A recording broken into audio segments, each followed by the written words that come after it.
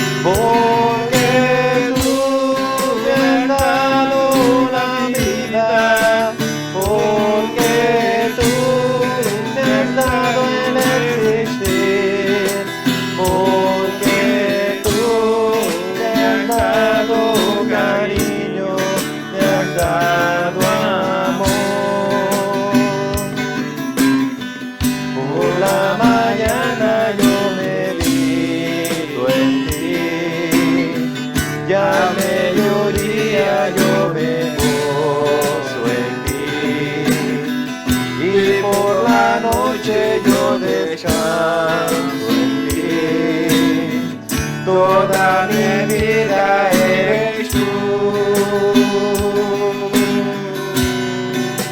porque tú me has dado la vida, porque tú me has dado el existir, porque tú me has dado cariño, me has dado amor. Porque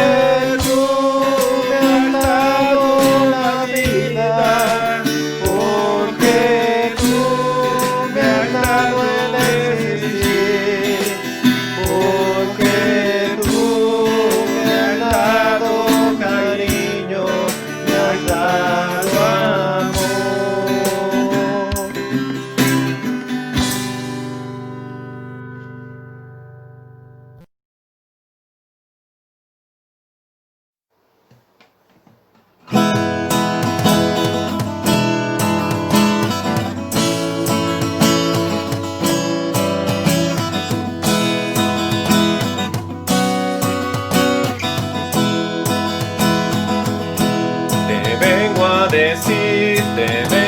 decir, oh mi Salvador,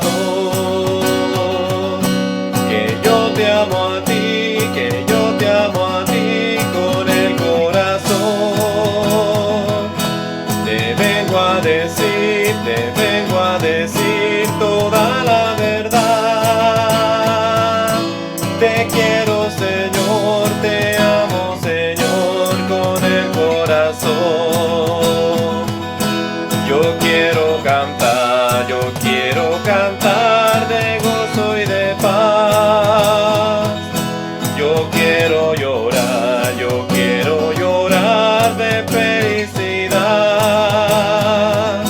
Te vengo a decir toda la verdad. Te quiero, Señor, te amo, Señor, con el corazón. Te vengo a decir, oh mi Salvador, que yo te amo a ti, que yo te amo a ti con el corazón. Te vengo a decir toda la verdad. Te quiero, Señor, te amo, Señor, con el corazón. Yo quiero cantar de gozo y de paz. Yo quiero llorar de felicidad. Te vengo a decir toda la verdad. Te quiero, Señor, te amo, Señor, con el corazón. Te quiero, Señor, te amo, Señor, con el corazón.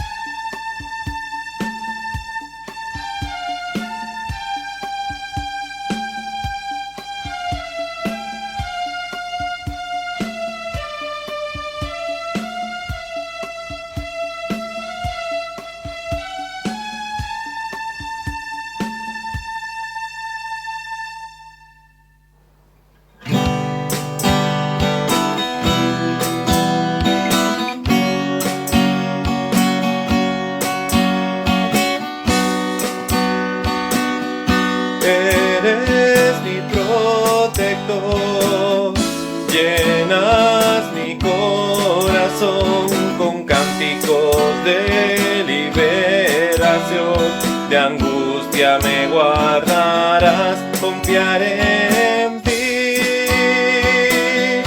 confiaré en ti. El débil dirá, fuerte soy, con poder del Señor. Eres mi protector, llenas mi corazón con cánticos de liberación, de angustia me guardarás, confiaré en ti, confiaré en ti.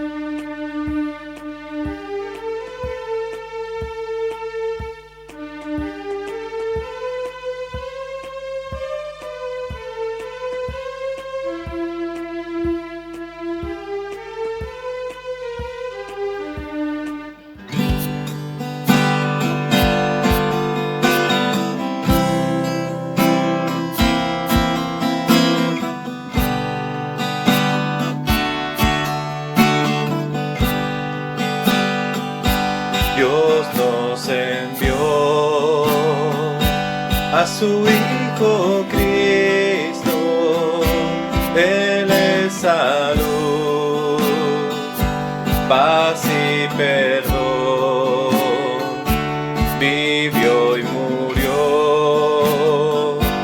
por mis pecados, vacía está la tumba porque Él triunfó,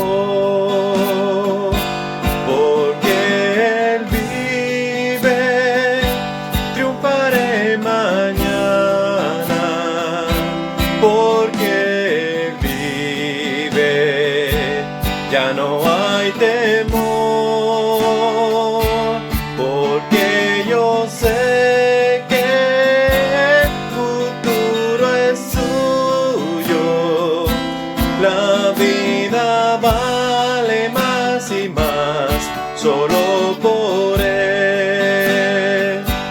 Grato es tener a un tierno niño, tocar su piel, gozo nos da, pero es mejor la dulce calma que Cristo el Rey nos puede dar, pues vivo está,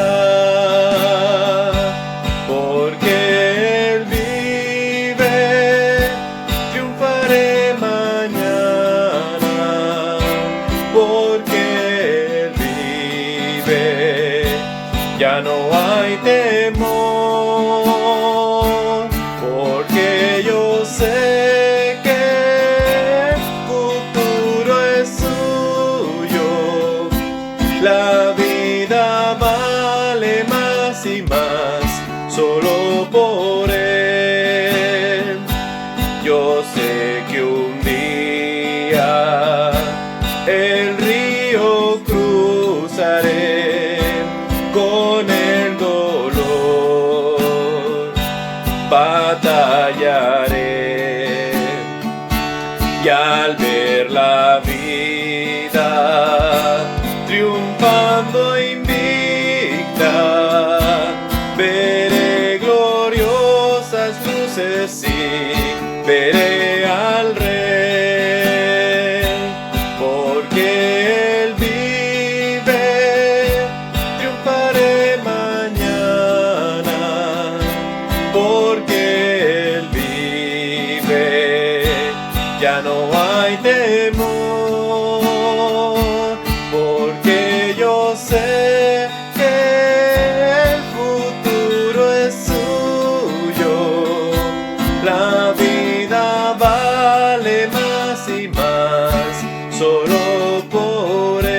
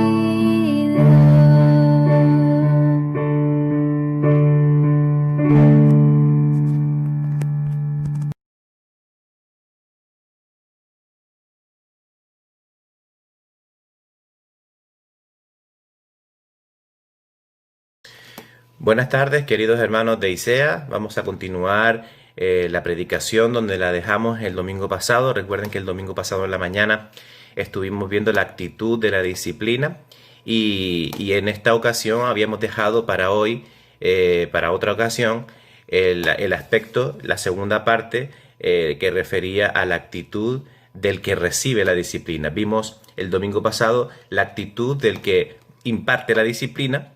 Y ahora vamos a ver la otra parte, la parte en cuando recibimos nosotros la disciplina, la exhortación bíblica de parte de Dios. También de parte de los hermanos, y tenemos que concienciarnos que debemos recibir disciplina por parte de nuestros hermanos. Es lógico porque, una, no somos perfectos y dos, es la tarea a la que Dios nos ha llamado, entre otras. Lo vimos en la semana pasada y en estos sucesivas predicaciones lo he seguido diciendo. Todos estamos llamados a ejercer la disciplina, ya seas un padre, una madre, ya seas el líder de los jóvenes, ya seas el pastor de la iglesia, ya seas simplemente un hermano más dentro de la congregación que llegas y te sientas y disfrutas del culto. Todos estamos llamados a ejercer disciplina cuando la disciplina lo merita. Entonces, en este aspecto, también debemos de entender que somos llamados a recibir la disciplina, ya sea de parte directa de Dios por medio de su palabra a la hora de nosotros leerla, o ya sea por medio de un hermano o una hermana que venga a exhortarnos porque hemos hecho algo mal. Y entonces debemos de recibir esa disciplina, siempre que esa disciplina, pues, obviamente sea correcta y sea adecuada a la circunstancia de lo que esté pasando. Recordemos que la semana pasada dije que también se puede utilizar mal la palabra de Dios y exhortar usando los enfoques incorrectos de la palabra de Dios porque la hemos malinterpretado. Así que en ese aspecto también tenemos que tener cuidado al recibir nosotros la disciplina y debemos de evaluar con la ayuda del poder del Espíritu Santo, si es verdad que yo necesito recibir esa disciplina. De todas maneras, vamos a andar en este tema y vamos a ir viendo poco a poco cuál va a ser nuestra actitud como los disciplinados, cuando recibimos nosotros la disciplina. Y antes de empezar, vamos a leer un pasaje que se encuentra en el libro de Oseas capítulo 14, porque es el profeta Oseas quien llama la atención del pueblo de Israel para que vuelva a Dios con la actitud correcta. Y me explico. No es lo mismo recibir la disciplina por imposición que recibir la disciplina en amor. Y vuelvo y recalco, importante que sigamos teniendo en nuestras mentes que el fin último de la disciplina es la restauración de la comunión, ya sea entre nosotros y Dios, ya sea entre los hermanos. Ese es el fin último. No es el fin último machacar al hermano herido o humillar a la hermana caída o sacar de la iglesia al hermano rebelde. No es ese el fin. El fin es restaurar la comunión entre nosotros y entre nosotros y Dios. Entonces, Oseas capítulo 14, versículos 1 y 2, el profeta le dice al pueblo: vuelve, oh Israel, a Jehová tu Dios, porque por tu pecado has caído.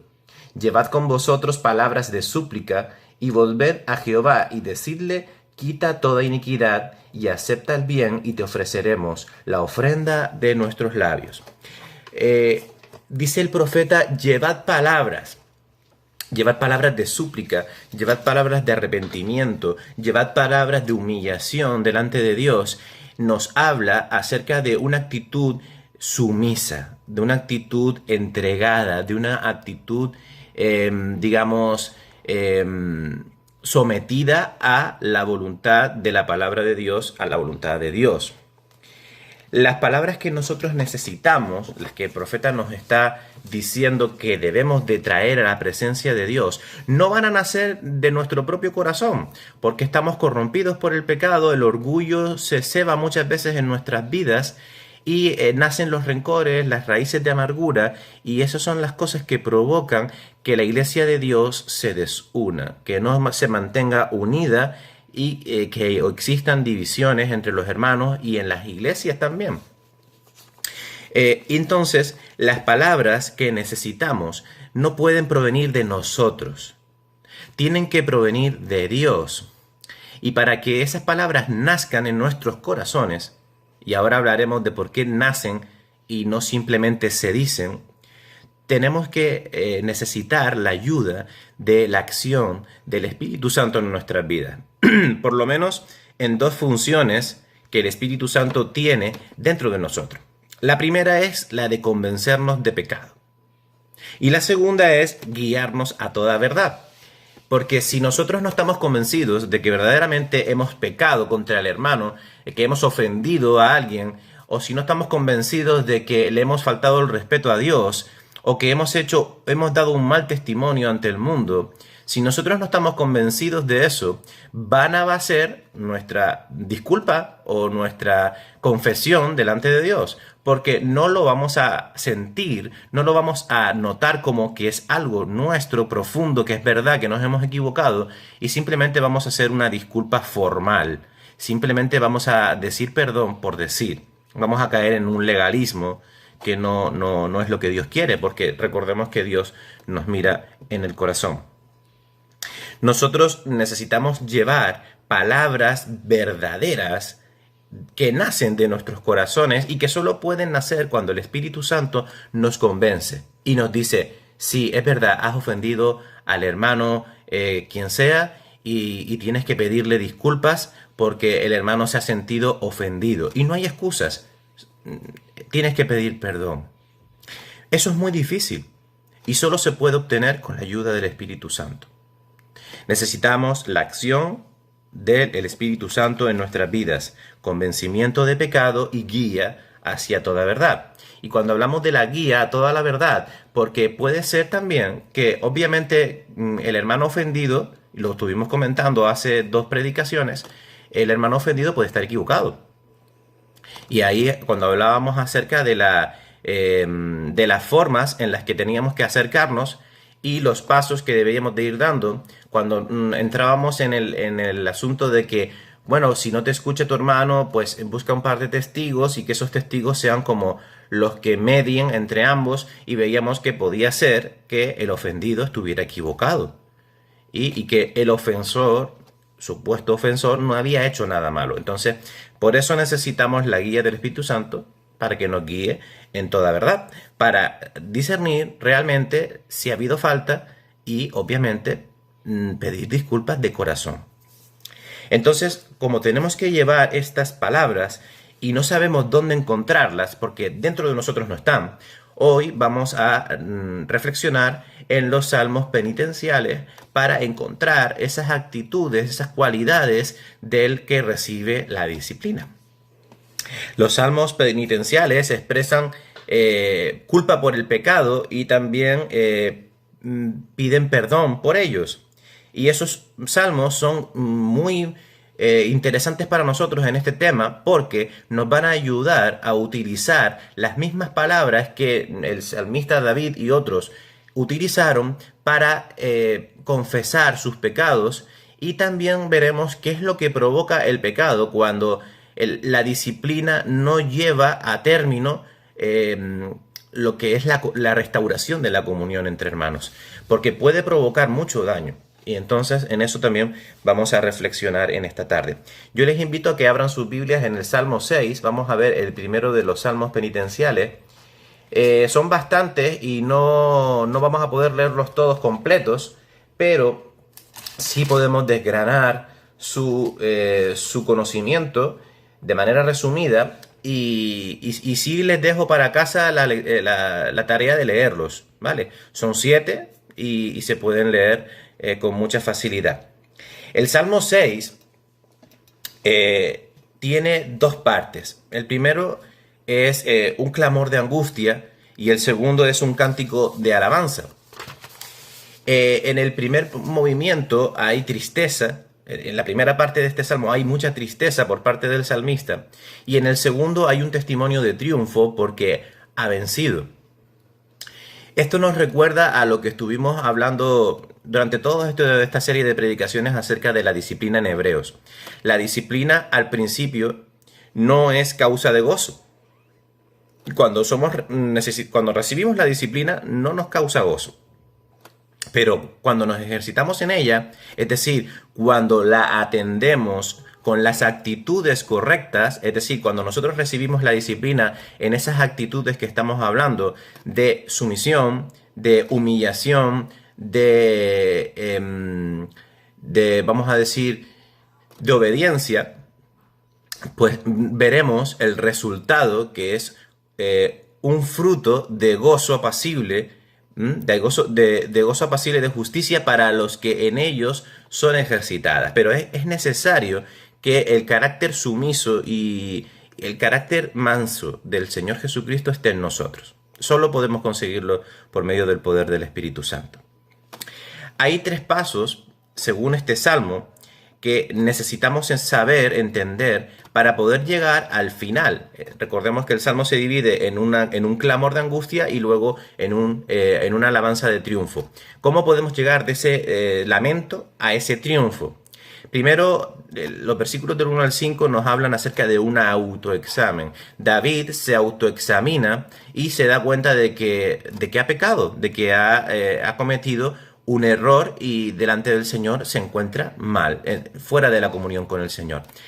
Esto es lo que ha producido el Espíritu Santo en David.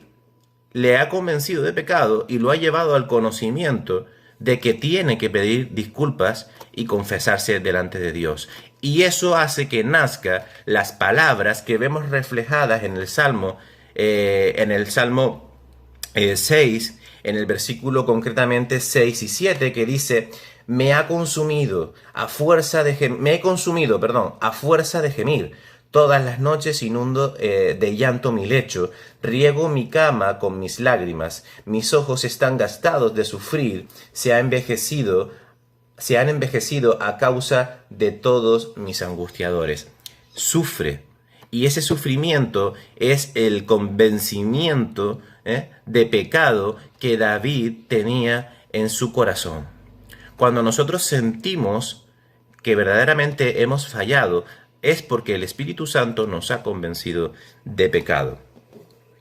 A eso se le llama tristeza santa, ¿vale? Tristeza santa. Y tenemos que tener cuidado con esto, porque cuando nosotros normalmente recibimos la disciplina y hemos caído en un error, en un pecado, tenemos la tendencia, como seres humanos que somos, a automarginarnos, a hacer, bueno, no sirvo, me echo de aquí, me voy de aquí, no vengo más a la iglesia, no hablo más con el hermano, soy un desastre, soy torpe, no merezco nada de lo que el Señor me pueda ofrecer, y esa es la actitud que no quiere Dios.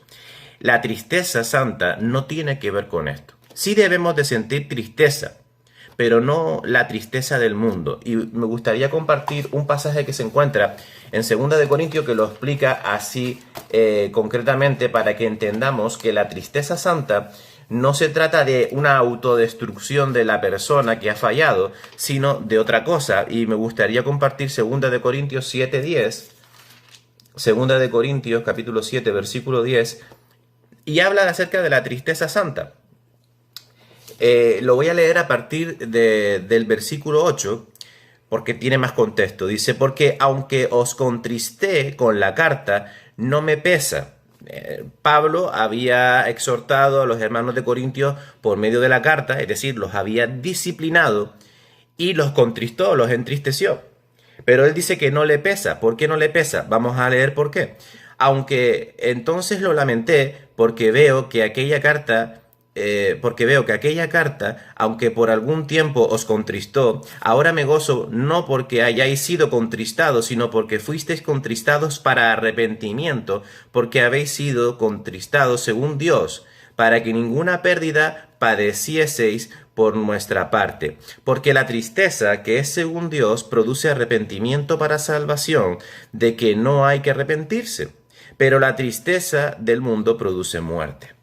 Lo que nos está diciendo Pablo aquí es que cuando nosotros somos reprendidos, disciplinados por el Señor, ya sea por medio de un hermano o directamente por medio de la palabra de Dios, la tristeza santa es una tristeza, es un pesar, es una angustia que produce arrepentimiento y restauración. No provoca depresión, no provoca ira, no provoca automarginación, no provoca nada que hace daño al hermano. Recordemos que las palabras de Hebreos dice que al principio no son causa de gozo, pero que luego dan un fruto apacible de justicia para aquellos a los que se ejercitan, y por lo tanto tiene un efecto positivo en el que recibe la disciplina. Ese es el efecto que produce la verdadera actitud del que recibe la disciplina.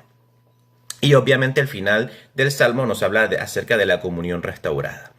Este es el Salmo 6 y es muy interesante saber que aún recibiendo nosotros la disciplina no hace daño, no debe de hacer daño. Ya recordemos que ya hemos hablado de eso, ya hemos hablado de esa parte en la que hablábamos de que el que ejerce la disciplina tiene que hacerlo con amor, no con humillación ni con aplastar al oponente. No era la causa, no era el efecto que queríamos darle a ese ejercicio de la disciplina.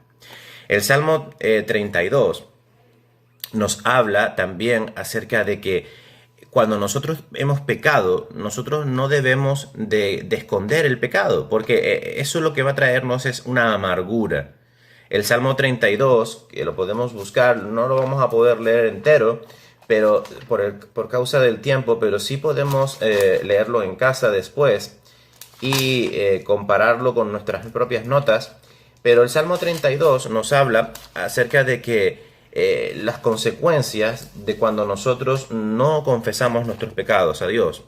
Esto produce una amargura porque escondemos nuestro pecado y no lo confesamos. Y pareciera como que el ejercicio que el Espíritu Santo tiene que hacer en nuestras vidas se queda incompleto por causa de nuestro orgullo o por causa de nuestra amargura. Hemos fallado, a lo mejor no es la primera vez que lo hacemos y ya nos sentimos como inservibles, siempre fallamos en la misma piedra, siempre estamos tropezando ahí y ya llega un punto en que lo escondemos, directamente no lo confesamos, decimos, bueno, ¿para qué me voy a molestar ya en confesar esto si no tengo remedio? Y eso lo que ocurre, lo que nos trae es una profunda amargura. Dice el versículo 3 del Salmo 32, mientras callé se envejecieron mis huesos, en mi gemir todo el día, porque de día y de noche se agravó sobre mí tu mano, se volvió mi verdor en sequedad de verano. Es muy triste, hermanos, cuando la amargura llena nuestras vidas, por causa del pecado y por causa de que no recibimos bien la disciplina del Señor. El Señor no quiere que nosotros nos perdamos. Recordemos que el Señor quiere que todos seamos salvos.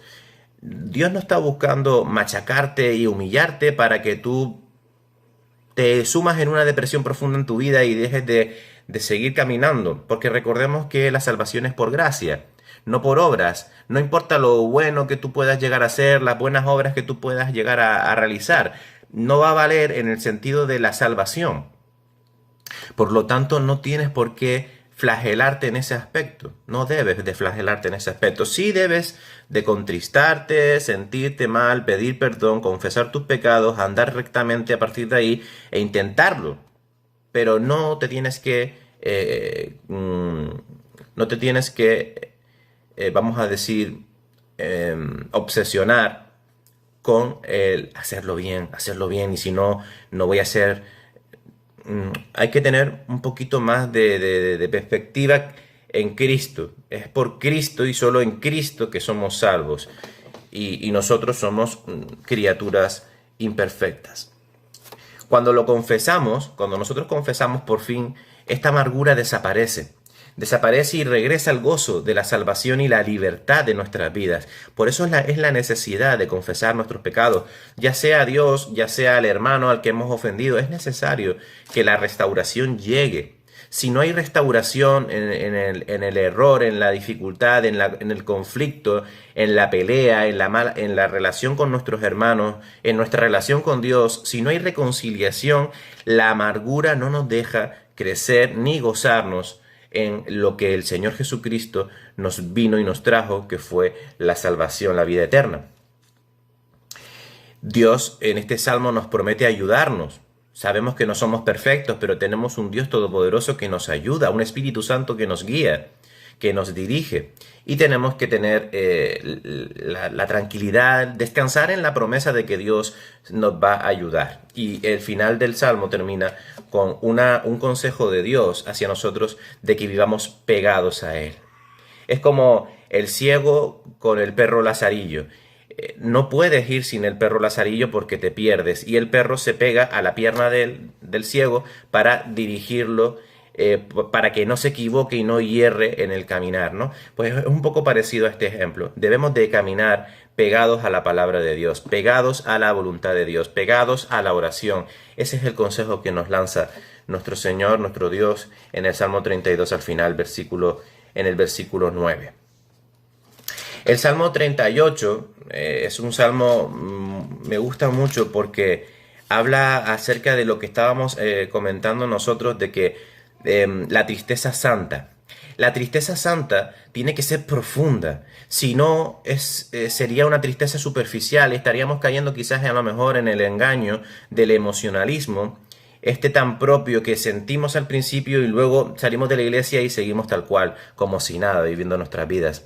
Habla acerca de que la verdadera tristeza santa, la santa, debe de ser profunda, doliente, acongojante, gimiente, contristando nuestro espíritu, pero recordando que nosotros vamos a ser restaurados y vamos a tener esa confianza de que seremos restaurados y seremos perdonados una vez más por la sangre preciosa de Cristo Jesús. Recordemos que la tristeza santa, esto es importante, tiene que ser en la intimidad. No caigamos en el error del fariseísmo de mostrar. Y no es que no podamos mostrar nuestros sentimientos a los demás, a los hermanos. No es que no podamos sentir y expresar en público lo mal que nos sentimos. Pero la tristeza santa debe de comenzar en la intimidad con Dios. ¿Por qué? Porque podemos caer en el error de querer mostrarnos, exhibirnos, pavonearnos de lo mal que estamos, o de lo santo que somos, o de lo mucho que oramos, y eso puede hacernos caer en un orgullo que quizás nos pase factura después. Entonces es importante que esa tristeza santa empiece en tu intimidad con Dios.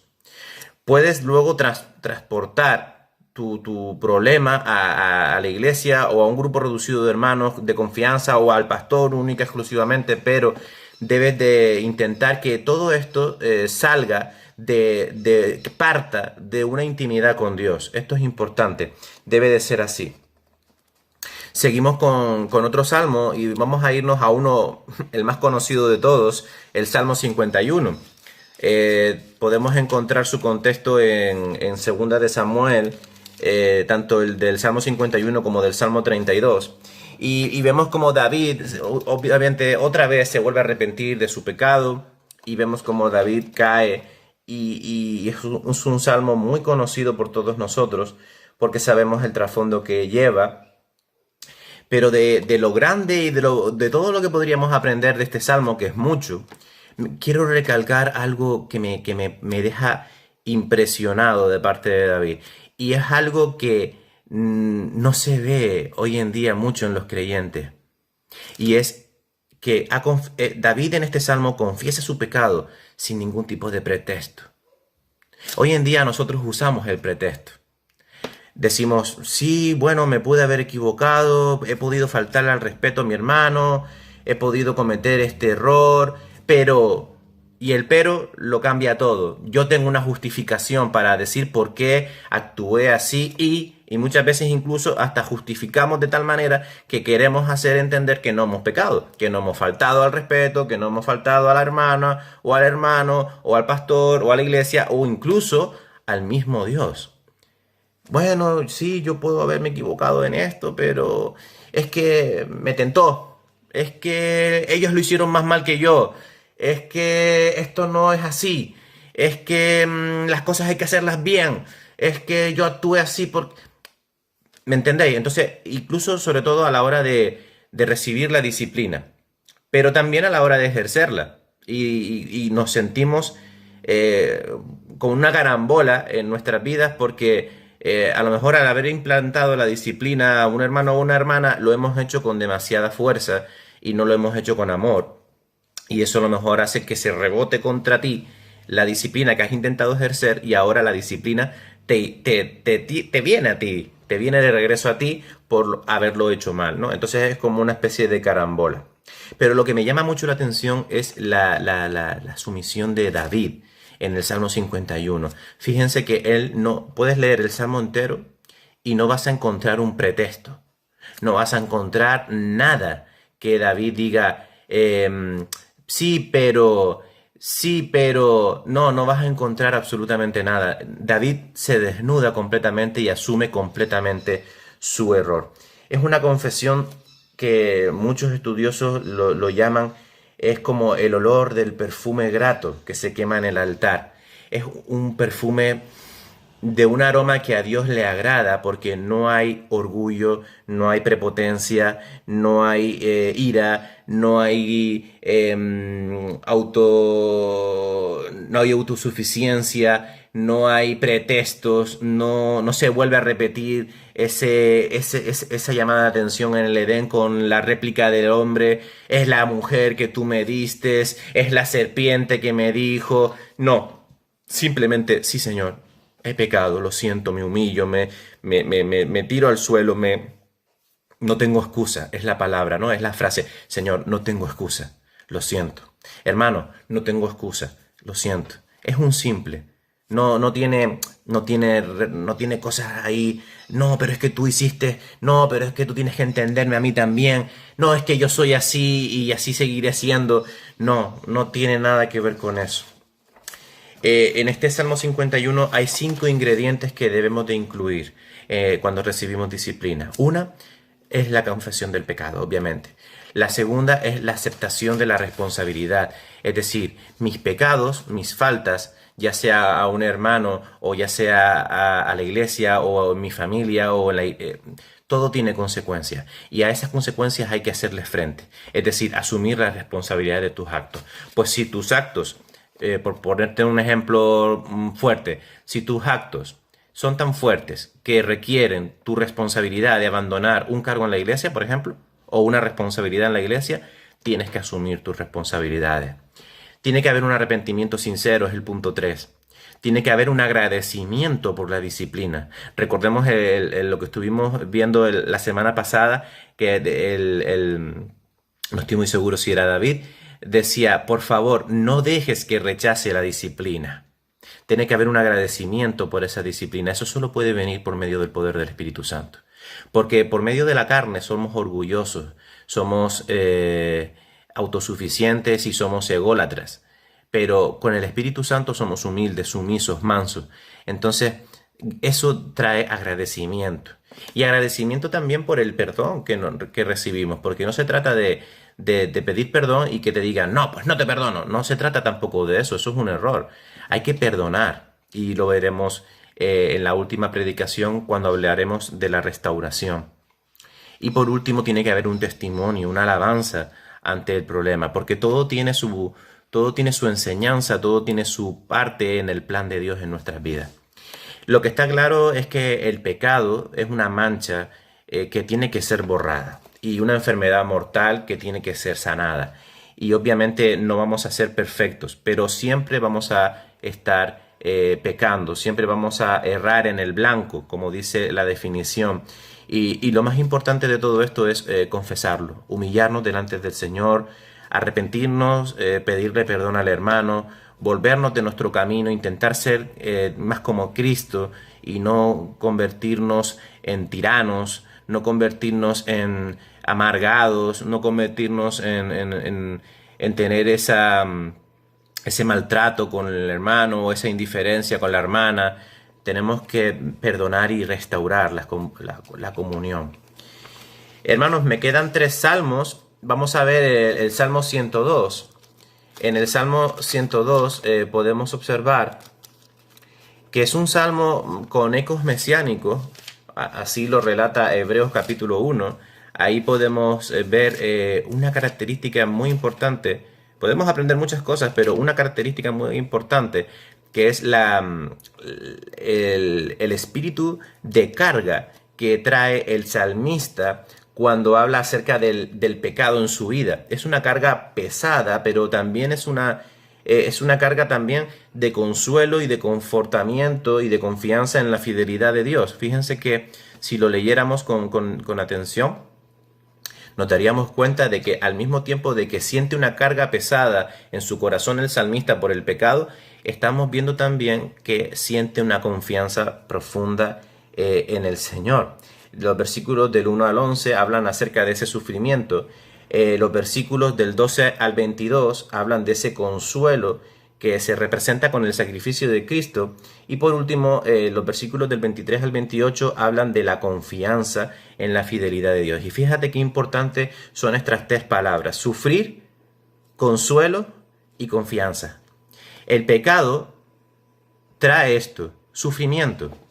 Pero la acción del Espíritu Santo a nuestras vidas acerca de la disciplina trae ese fruto apacible de justicia, de paz, de confianza, de esperanza, de consuelo. Es decir, que el Señor nos va a consolar y nos va a cuidar y nos va a proteger, así como el Padre cuida al Hijo, así como el pájaro cuida de sus polluelos. Así es Dios con nosotros. Él no busca machacarnos ni destruirnos. Él busca una restauración en nosotros cuando fallamos, cuando nos enfadamos, cuando le faltamos el respeto a Dios, cuando hacemos las cosas mal. Esto es importante. Sentir esa carga pesada en nuestros corazones es fundamental. El Salmo 130 nos recalca un pensamiento que quiero resaltar en los versículos 3 y 4 en el Salmo 130. Voy así, hermanos, rápido, porque si no, no me va a dar tiempo de terminar la predicación, pero sí les dejo como tarea, léanse esos salmos, porque la verdad que y con estas referencias que les estoy dando de cada uno de ellos, vamos a tener ese enriquecimiento completo, ¿vale? Porque no nos va a dar tiempo de leer tantos salmos, pero sí podemos leerlos en casa y sí podemos quedarnos con las notas y podemos luego pues enriquecernos el doble, ¿no? Y repasamos también la lección. El Salmo 130, en los versículos 3 y 4, quiero recalcar un concepto que se refuerza mucho y que nos ayuda mucho a la hora de recibir la disciplina y que nos da mucha paz, y es la verdad. Jehová, si mirares a los pecados, ¿quién, oh Señor, podrá mantenerse? Pero en ti hay perdón para que seas reverenciado. Nos habla acerca de la gracia, y esta gracia es la que nos ayuda a estar descansando en las manos del Señor. ¿Por qué? Porque no es por nuestras fuerzas, no es por nuestras obras, no es por la ley, es por la gracia y la misericordia de Dios que nosotros andamos los caminos del Señor. Porque no somos sino trapos de inmundicia. Así lo dice Isaías 64:6. Dice: si bien todos nosotros somos como suciedad y todas nuestras justicias como trapos de inmundicia, y caímos todos como la hoja y nuestras maldades nos llevaron como viento. Hermanos, no somos perfectos, no pretendamos serlo, ni tampoco pretendamos ser mejores que los demás, porque el pecado que el hermano ha caído, tú puedes caer en otro diferente y a lo mejor hasta peor. No entremos en ese campo de hacernos niveles. El hermano pastor tiene un nivel más grande que yo de espiritualidad y yo, que no participo en nada de la iglesia, pues yo soy muy flojito, soy muy pequeño, No caigamos en eso. Para Dios todos somos importantes y para Dios todos somos herramientas en sus manos. Algunos más poderosos que otros, pero porque el Señor tiene un plan, no porque quiera exaltar a esa persona, sino porque tiene un plan específico ahí. No caigamos en la arrogancia, no caigamos en ese falso engrandecimiento de nosotros mismos. No se trata de eso, es por gracia. El sustento del perdón se halla en la infinita gracia y misericordia de Dios. No es por nuestras habilidades ni tampoco por nuestros méritos, hermanos. Y por último, el Salmo 143 contiene lecciones importantes acerca de la oración y nos enseña primero que hace falta que nos preparemos para orar. Hermanos, cuando nosotros somos disciplinados, no podemos responder si verdaderamente nos ha dolido o nos ha afectado de alguna manera. No debemos de responder bruscamente, ni tampoco impartir la disciplina bruscamente, es lo mismo. No, a veces hablo de las dos actitudes, pero estamos centrándonos en el que recibe la disciplina en esta tarde, pero no debemos de actuar con brusquedad, ni al darla ni al recibirla. Y una mejor herramienta para poder llevar eso es la oración. Y no se puede ir a orar enfadado, no se puede ir a orar con ira, con rencor, porque no va a salir oraciones como las del fariseo. ¿Recuerdan la parábola del fariseo y el publicano? Pues no van a salir oraciones así. No. Reposa. Prepárate para orar. Y para prepararte para orar, recuerda estas cosas. Primero, que somos pecadores sin derecho. No importa lo que el hermano te haya hecho, lo que tú le hiciste a Dios en la cruz del Calvario fue peor. Y se lo hicimos todos. Entonces todos somos indignos de honra, de gloria y de respeto. Somos pecadores. Lo segundo que tienes que recordar es que somos oídos por gracia. Somos oídos por la misericordia de nuestro Señor Jesucristo. Por eso oramos en el nombre de Jesús. Y eso quiere decir que nosotros no tenemos el derecho de ir a Dios. Tenemos la capacidad de ir a Dios gracias al sacrificio de Cristo, pero no tenemos el derecho de ir, ni de reclamar, ni de... No, vayamos con una actitud sumisa delante de Dios cuando oremos. Recordemos también que somos débiles, todos somos débiles y todos tenemos altos y bajos en nuestras vidas espirituales. Todos tenemos altos de que estamos muy bien en comunión con el Señor y luego tenemos bajos, como todos, en el que a veces ni abrimos la Biblia ni oramos.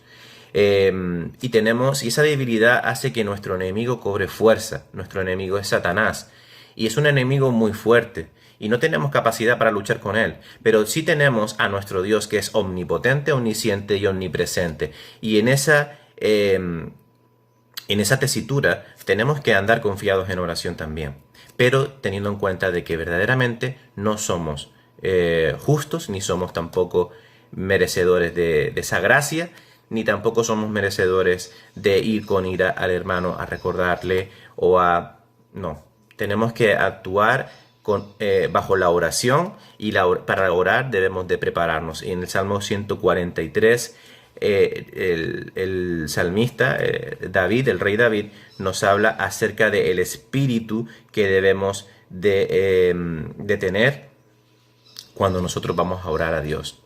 Recordemos también que la oración no es un monólogo, ¿vale? No es un recital de palabras sin sentido ni de recitado de memoria de versículos. Recordemos que la oración es una conversación profunda y real con nuestro Dios. Y cuando nosotros hablamos con alguien, ya aunque sea Dios, nuestro Padre Celestial, nosotros nos relacionamos con una conversación sincera, normal y sin florituras y como si estuviésemos hablando dos personas. Es la misma fórmula.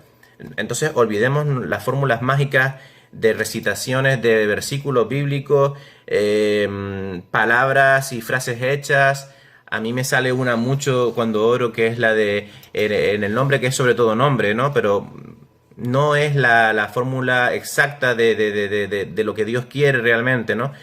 Son fórmulas hechas que nosotros las decimos, nos salen natural, pero no es eso lo que Dios quiere. Quizás Dios prefiere una conversación más real, más como de tú y yo ahora que estamos hablando y escuchándonos. Hermanos, para terminar,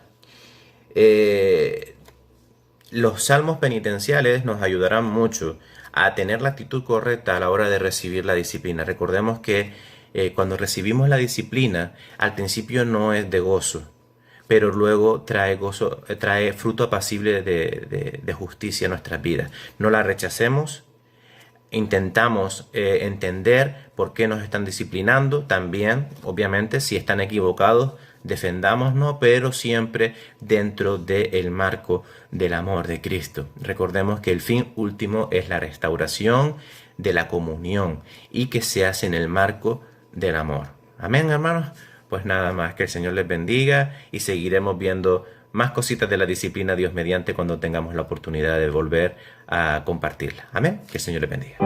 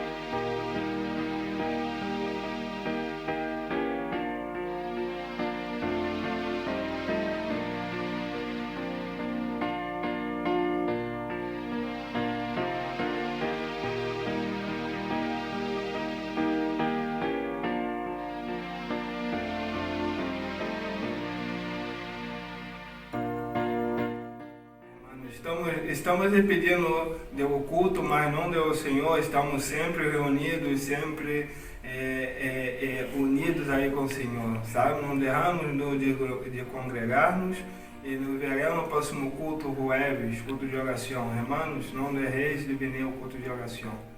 Bueno, hermanos, oramos para encerrar o culto. Pai.